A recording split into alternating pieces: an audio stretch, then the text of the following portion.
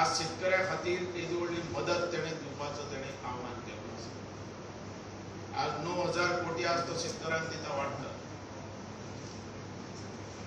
आणि हे सरकार खरे शेतकऱ्याचे म्हणून पळून येता. आता लोक हे कित्याक विरोध करतात ते म्हाका कळना. 2-3 बिलां हाडली तेणें, इतकी सुंदर बिलां की शेतकऱ्यांचे फायद्याची.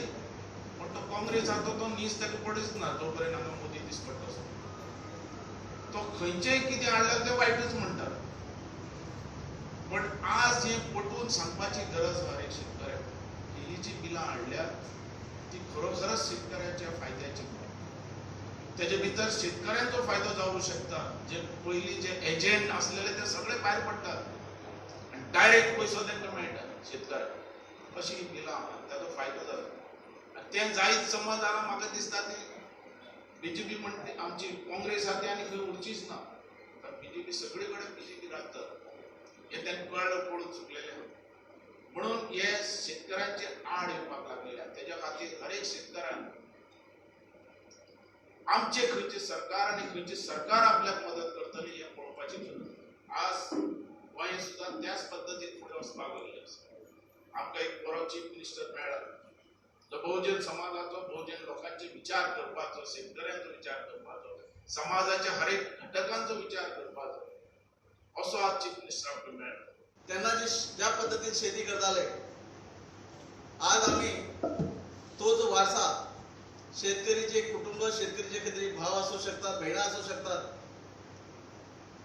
एक प्रगती शेतकरी असू शकतात हे ज्यांना आम्ही कृतीन हाडटले त्यांना म्हाका दिसता खऱ्या अर्थान तांचे जे स्वप्न जे आसले ह्या देशाप्रती, ह्या वेगवेगळ्या राज्याप्रती हे आम्ही खऱ्या अर्थान साकार करू शकतात आणि त्याची करपाची गरज आसा.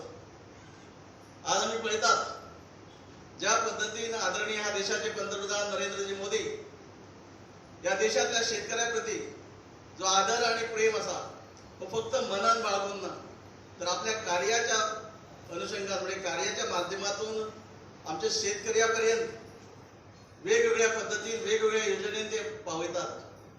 आज प्रामुख्यान 18,000 कोटी शेतकरी जेका आयच्या दिसा आयज एक महत्वाचो दीस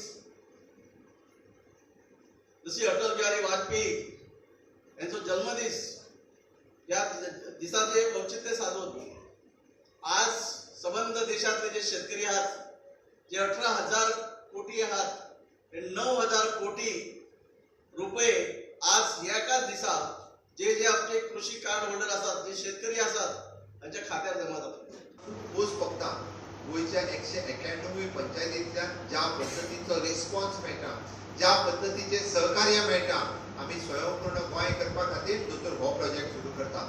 आम्ही स्वयंपूर्ण गोंय करपा खातीर दोतोर परत एकदा आम्ही शेत रोवपाक सुरू केले. आमचे एग्रीकल्चर ऑफिसर आसतले, हॉर्टिकल्चर आसतले, डेअरी आसतले, वेटनरी आसतले, हे सगळे जण कामाक लागल्या. नवीन नवीन प्रयोग तेंच्यांनी करपाक सुरवात केल्या.